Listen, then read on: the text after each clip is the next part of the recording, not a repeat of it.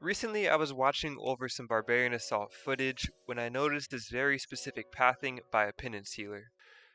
The healer poisons the player, then continues to move 2 tiles to the west before stopping. This is not a coincidence. Given the exact same pathing, the Penance healer will almost always path to the exact same spot. But what's actually going on here? In this video, I intend to explain a quirk with how NPCs choose their paths that leads to the shown behavior. I call this residual pathing, and essentially, occasionally after poisoning the player, a healer will continue to move in the same direction that it was headed before poisoning the player, and it can move up to 2 tiles. Let's take a closer look. The Penance healer spawns, and I'm going to use a food on it, and simultaneously it's going to target me. Once I'm in range, the Penance healer is going to poison me, and then it's no longer going to have me as its target, so it will be free to wander. And then it's going to continue walking southeast 2 tiles. When an NPC has a target, every tick the NPC will attempt to complete its interaction before ever moving. Some examples of interactions are poisoning or attacking the player. Now, if the NPC is not in range to complete its interaction, the NPC will instead do the following. The NPC will update its destination tile to be next to the target. The NPC will then move towards the destination that is set, and finally, after moving, the NPC will attempt to complete its interaction again. Now, the important thing to note here is that every tick the NPC can actually attempt its interaction twice. One time before movement and one time after. If the NPC interacts with the target before movement, it will forego setting its destination tile that tick. However, if the NPC interacts with the target after movement, its destination tile will have been set. Let's see how this plays out in practice. So on the first tick that the healer targets me, the healer is not in range to interact, and so its destination tile will be set. On the next tick, again, the healer is not in range to interact with me, so its destination tile will be set again. On the third tick, however, the healer is in range to interact with me prior to moving, so its destination tile will not be set this tick. After completing the interaction, the healer is therefore left with a residual destination that was set earlier and never overwritten, and so the healer will continue moving towards that tile.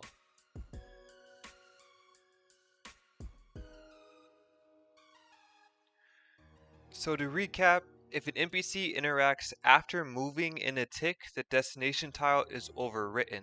However, if an NPC can interact prior to moving, as in it starts the tick already in interaction range, the destination tile is not overwritten and can carry over until after the interaction is complete. This behavior is not actually exclusive to healers. In this example, we're going to see a guard exhibit the exact same residual pathing.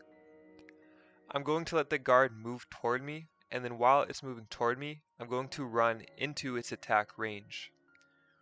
The entire time the guard is attacking me, it is never setting its destination tile. Therefore, when I move outside of its targetable range, the guard will continue moving towards its previously set destination. A really key thing to note here is that I have to run towards the NPC for it to exhibit this residual pathing. By running from outside its attack range to inside, this causes the NPC to be able to attack me without moving on the next tick, which we already know will not reset its destination. This is very important, so let me reiterate.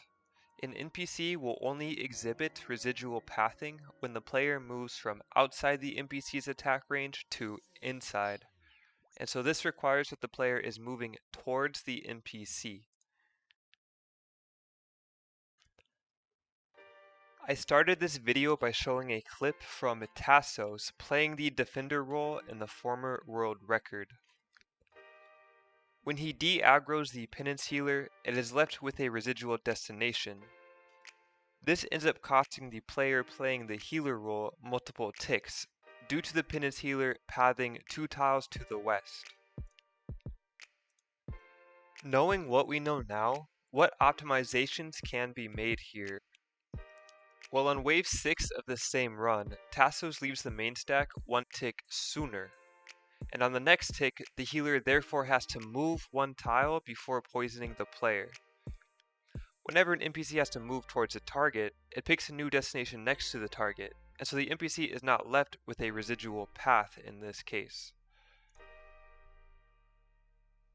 An alternative solution would be to simply hold still and body block the Penance healer. Body blocking a Penance healer that you know will have a residual path might save the player playing the healer role 2 or 3 ticks. Thank you for watching this video, and make sure to like and subscribe for more videos like this. If you have any other mechanics that you would like explained or other video ideas, let me know in the comments. In general, I enjoy making content like this, and so if you have any questions you'd like explored, I would love to hear them. Peace.